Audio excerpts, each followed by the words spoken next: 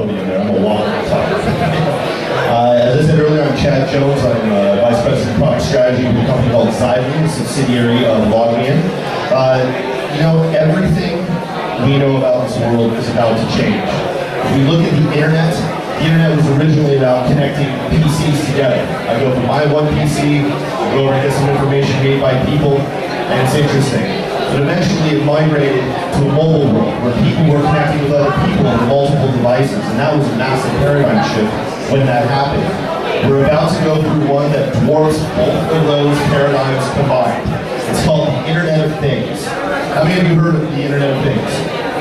All right, we got some. Great. I'm going to do that. So the Internet of Things is really supposed to be a $1.2 trillion to $14.4 trillion market by 2025. You believe all of the analysts in Cisco.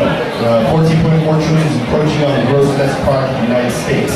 I hope that's true. Even if it's half that size, it's bigger than anything we've ever seen before. The Internet of Things essentially takes full computers that are no larger than this. Some actually go down to the size of a quarter and have incredible power and the ability to actually connect to the internet. I can connect any level of sensors I'd like to this little device. I literally sense anything I want inside of this room, out in the streets, out in space, anywhere in our physical world, and actually tie that into the internet so it's addressable from any computer program. I can address it from my iPhone, I can address it from a web service, I can address it from an application actually on my PC. And then I can actually control this thing remotely, anywhere I need to be. Now, what are some of those implications of that? Well, if we start thinking about something like air quality, this is called the Air Quality A. This is a little Kickstarter that one of our customers had done. Now, inside of here, the whole purpose of this was to determine what the air quality is for a particular block of the city.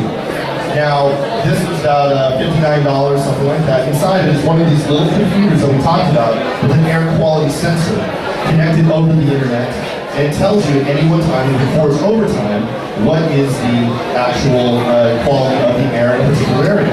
Now, enough people get these things, and we start having a block in New York City, and then a few blocks in New York City, and eventually you get the whole air quality of New York City, and you can see where it's healthy, maybe not so healthy, to actually go around, but you're doing that as an actual citizen level. I get that data not through my government, but directly from something that I get to play inside of my window. You start extrapolating the use cases beyond these things, and they're literally limitless. When the tsunami had hit inside of Japan, and Fukushima, the nuclear power plant, had erupted and radiation was spewing out, the government was actually reporting a certain amount of radiation levels, and naturally they didn't want to alarm the public, so they were kind of spewing the data. A citizen scientist took one of these little devices and came up with an open source spec for a Geiger counter that you could put onto the internet.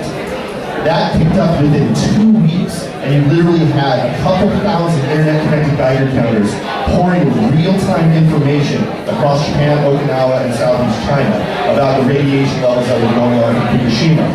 It actually showed a completely different heat map based upon real data from real people on where that radiation was going, and not only help protect them and their families, but also help inform the government on how to actually deal with the radiation. Hey, you probably want to hurry up to seal that up. 1 minute.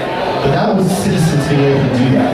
Now, being able to create these solutions requires not just one of those little devices with some programming and your phone, it requires a whole set of infrastructure and security to make that happen.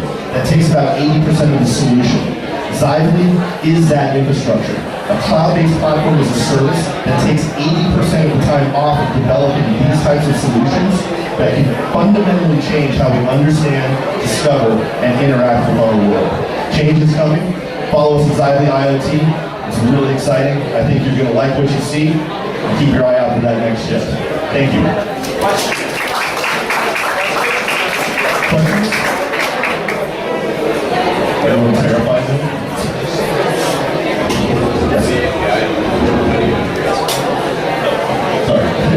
Questions, how do you interface with the system? It's an open standards API. You have a choice. You use this RESTful. It's a RESTful API that uses MQTT as well, raw sockets, and you can just use HTTPS with REST.